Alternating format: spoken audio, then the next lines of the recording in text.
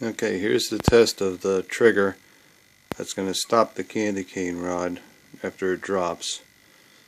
This way multiple canes don't drop. What happens is the cane will drop, hit that little lever door, kick on the micro switch, and the code's written for the complete system to shut down. Seems to work.